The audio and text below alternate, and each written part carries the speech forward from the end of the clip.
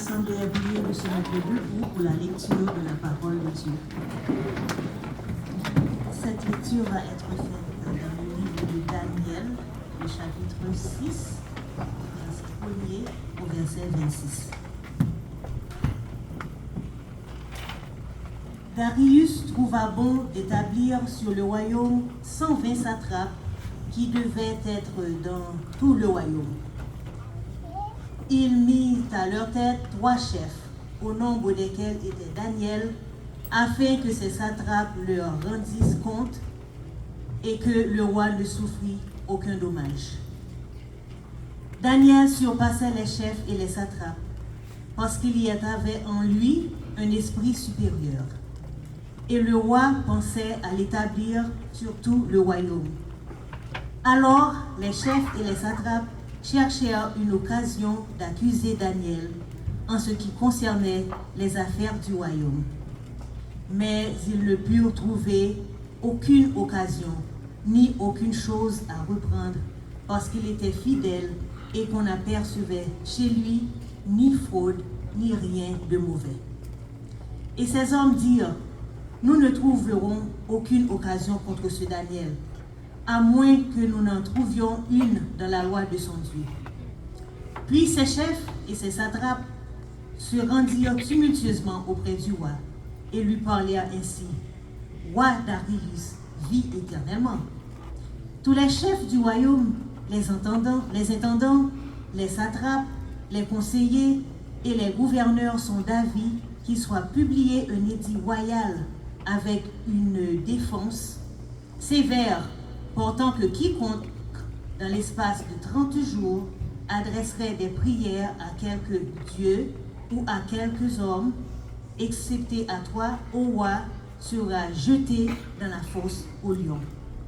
Maintenant, ô roi, confirme la défense et écrit le décret afin qu'il soit irrévocable, selon la loi des Mèdes et des Perses, qui est immuable.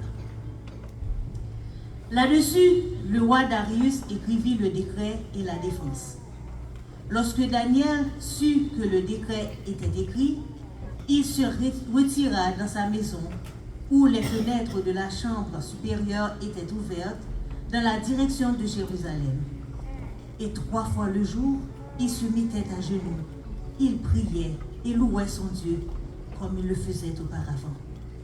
Alors, ces hommes entrèrent tumultueusement, et ils trouvèrent Daniel qui priait et invoquait son Dieu. Puis, ils se présentèrent devant le roi et lui dirent au sujet de la défense royale. « N'as-tu pas écrit une défense portant que quiconque, dans l'espace de 30 jours, adresserait des prières à quelque dieu ou à quelque homme, excepté à toi, ô roi, serait jeté dans la fosse aux lions ?»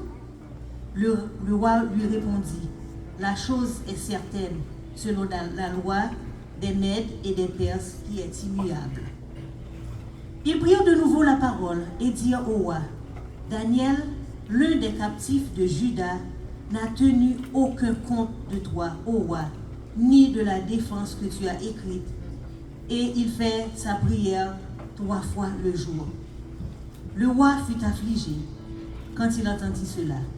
Il prit à cœur de délivrer Daniel. Et jusqu'au coucher du soleil, il s'efforça de le sauver. Mais ces hommes insistèrent auprès du roi et lui dirent, « Sache, ô roi, que la loi des Mèdes et des Perses exige que toute défense ou tout décret confirmé par le roi soit irrévocable. » Alors le roi donna l'ordre qu'on amena Daniel et qu'on le jeta dans la fosse aux lions.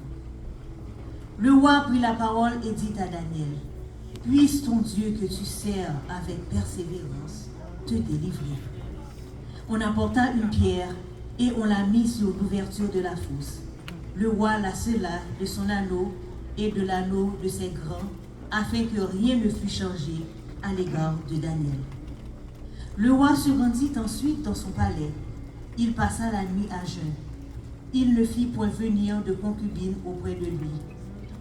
Il ne put se livrer au sommeil.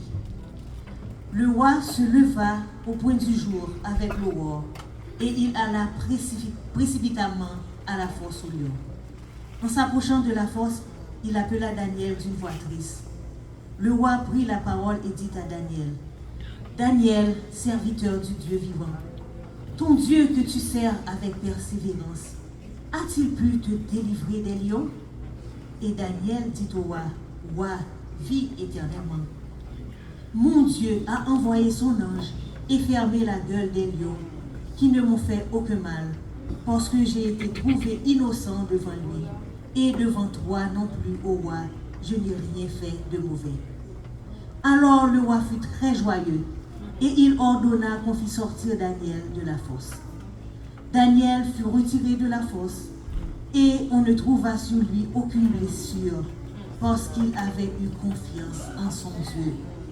Le roi ordonna que ces hommes qui avaient accusé Daniel fussent amenés et jetés dans la fosse aux lions, eux, leurs enfants et leurs femmes. Et avant qu'ils fussent parvenus au fond de la fosse, les lions les saisirent et brisèrent tous leurs os. Après cela, le roi Darius écrivait à tous les peuples, à toutes les nations, aux hommes, à toutes les langues qui habitaient sur la terre, que la paix vous soit donnée avec abondance. J'ordonne que, dans toute l'étendue de mon royaume, on ait de la crainte et de la frayeur pour le Dieu de Daniel, car il est le Dieu vivant et il subsiste éternellement. Son royaume ne sera jamais détruit et sa domination durera jusqu'à la fin. C'est lui qui délivre et qui sauve, qui opère des signes et des prodiges dans les cieux et sur la terre. C'est lui qui a délivré Daniel de la puissance de ces lions. Parole du Seigneur. Amen.